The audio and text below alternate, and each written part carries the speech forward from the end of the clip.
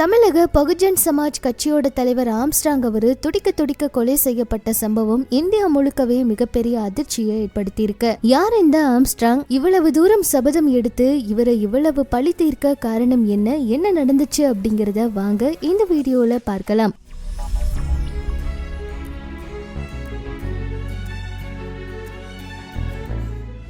அதுக்கு முன்னாடி நீங்க இப்பதான் நம்ம சேனலுக்கு ஃபர்ஸ்ட் டைம் வரீங்கன்னா மறக்காம நம்ம சேனலை சப்ஸ்கிரைப் பண்ணிக்கோங்க. வாங்க வீடியோக்குள்ள போகலாம். சென்னையை பூர்வீகமா கொண்டவர் தான் ஆம்ஸ்ட்ராங். இவர் அடிப்படையில ஒரு வழக்கறிஞர். இவரு சென்னை பெரம்பூர்ல குடும்பத்தோட வசிச்சு வந்திருக்காரு. ஆம்ஸ்ட்ராங் அவருடைய தந்தை, அவருடைய பெயர் கிருஷ்ணன். திராவிடர் கழகத்துல அவர் முழு நேர ஊழியரா பணியாற்றி இருக்காரு. இதனாலேயே சின்ன வயசுல இருந்தே ஆம்ஸ்ட்ராங் அவருக்கு அரசியல்ல ரொம்ப அதிகமான ஆர்வம் இருந்திருக்கு. இவரு அம்பேத்கர் அவருடைய கொள்கைகளால பெரிதும் ஈர்க்கப்பட்ட ஒருத்தர். இதனால ஆந்திரா மாநிலம் திருப்பதியில இருக்க ஸ்ரீ வெங்கடேஸ்வரா சட்டக்கல்லூரியில தான் சட்டம் பயிற்சி பெற்றாரு. இவரு பட்டியலின மக்களோட உரிமைக்காக தொடர்ந்து பல போராட்டங்களை நடத்தி இருக்காரு. 2006லயே தன்னோட பகுதியை சேர்ந்த இளைஞர்களோட சேர்ந்து டாக்டர் பீமாராவ் தலித் அசோசியேஷன் அப்படிங்கிற ஒரு அமைப்பை உருவாக்கி இருக்காரு. அது மட்டும் இல்லாம அப்பவே இவரு சென்னை மாநகராட்சி தேர்தல்ல பகுஜன் சமாஜ் கட்சி சார்பில் களமிறங்கி யானை அப்படிங்கிற சின்னத்துல போட்டியிட்டு கவுன்சிலரா தேர்வாயிருக்காரு. இவர்தான் பகுஜன் சமாஜ் கட்சியோட மாநில தலைவரா 2008ல இருந்தாரு.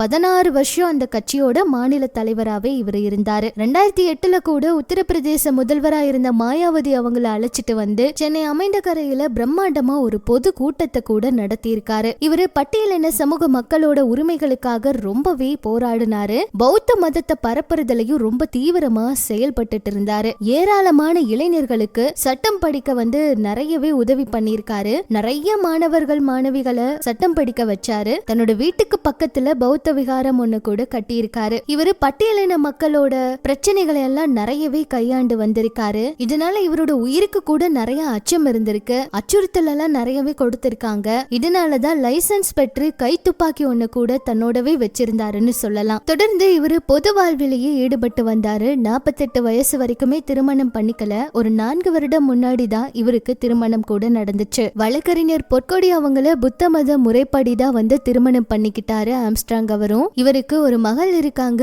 மகளுக்கு 2.5 வயது தான் ஆச்சு. ஆம்ஸ்ட்ராங் அவரு அம்பேத்கர் அவரோட எழுத்துக்களை முழுமையா வாசிச்சிருக்காரு. யாராச்சும் அவரை பார்க்க போனா கூட அவங்க கிட்ட அம்பேத்கர் அவருடைய நூல்களை எடுத்து காட்டி நிறைய கருத்துக்களை முன்வைப்பாரு அப்படின்னு சொல்லி அவரோட நெருக்கமான நண்பர் வழக்கறிஞர் ரஜினிகாந்த் அவரு ஒரு சில விஷயங்களை சொல்லி இருக்காரு. சொல்ல போனா சுற்றுவட்டார பகுதிகளா இருக்க ஒடுக்கப்பட்ட மக்களுக்கு நிறைய உதவி செய்வாரு. சென்னை டாக்டர் அம்பேத்கர் சட்டக்கல்லூரியில படித்து வந்த ஒடுக்கப்பட்ட மாணவர்களுக்கு ஒரு பிரச்சனை அப்படின்னா அதை உடனே தீர்த்து வைப்பாரு. பணம் இல்லாத மாணவர்களுக்கு கட்டணம் செலுத்துவாரு. இந்த மாதிரி நிறைய விஷயங்களை ஆம்ஸ்ட்ராங் அவர் பண்ணியிருக்காரு அப்படின்னு சொல்லியிருக்காங்க. இவர் கவுன்சிலரா இருந்த சமயத்துல துப்புரவு தொழிலாளர் பிரச்சனைக்காக நிறைய போராட்டங்களை நடத்தி இருக்காரு. சொல்ல போனா இவருடைய இறப்பு செய்தியை கேட்டு அனிதா சம்பத் அவங்கள இருந்து நிறைய பிரபலங்கள் கண்ணீர் விட்டு அழுகிற விஷயங்களை நம்ம பார்த்திருப்போம். இவ்வளவு கொடூரமா இந்த மாதிரி ஒரு செயலை செய்ய என்ன காரணம் அப்படின்னு கைது செய்யப்பட்ட நபர்கள் கிட்ட விசாரணை பண்ணதுல அதிர்ச்சியான வாக்குமூலங்களும் வெளியாகி இருக்கு. முக்கியமா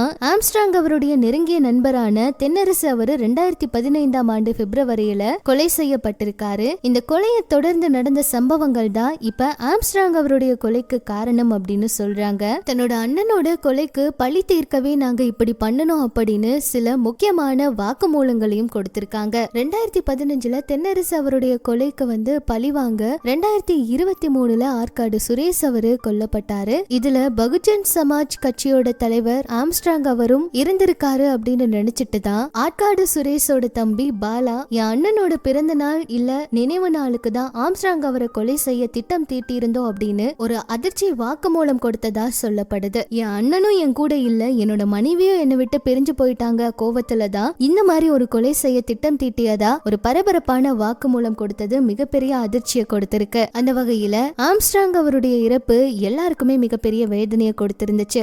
ரஞ்சித் அவரு கதறி கதறி அழுத வீடியோக்கள் சமூக வலைதளத்துல ரொம்பவே வைரலாச்சு. அது மட்டும் இல்லாம அனிதா சம்பத் அவங்களும் இதெல்லாம் ஏற்றுக்கொள்ள முடியாது அப்படின்னு கோவத்தோட ஒரு சில விஷயங்களை பேச இருந்தாங்க. இசைவாணி அவங்களும் கண்ணீரோடவே ஆம்ஸ்ட்ராங் அவங்களுடைய இறுதி சடங்குல பாடல் எல்லாம் பாடி இருந்தாங்க. இன்னும் நிறைய பிரபலங்கள் இதை கண்டிச்சு கோவத்தோட அவங்களோட கருத்துக்களை பதிவிட்டாங்க. கொலையாளி கொடுத்திருக்க பகீர் வாக்கு மூலம் ஒட்டுமொத்த இந்தியாவையே உலுக்கி இருக்குன்னு சொல்லலாம். ஒரு சினிமா பட பாணியில இந்த பழி தீர்க்கிற கொலை சம்பவம் நடந்திருக்கு. ஆம்ஸ்ட்ராங் அவர் மக்களுக்காக நிறைய விஷயங்களை பண்ணிருக்காரு. இவ்வளவு நாள் அவரு ஒடுக்கப்பட்ட மக்களுக்காக நிறையவே குரல் கொடுத்திருக்காரு. நிறைய மாணவர்களை படிக்க வச்சிருக்காரு. இப்படி சமூகத்துக்காக போராடின ஒருத்தருக்கு இப்படி ஒரு விஷயம் நடந்துருச்சேன்னு ரொம்ப வேதனைப்பட்டிருக்காங்க எல்லாருமே. இவ்வளவு தூரம் நிறைய மக்களுக்காக நல்லது செய்த இவரு எப்பவும் மக்களோட மனசுல வாழ்வாருன்னு இன்னும் நிறைய கருத்துக்கள் வந்துகிட்டு இருக்கு. நம்ம சார்பாகவும் அவங்க குடும்பத்துக்கு ஆறுதலை தெரிவிச்சுக்கலாம்.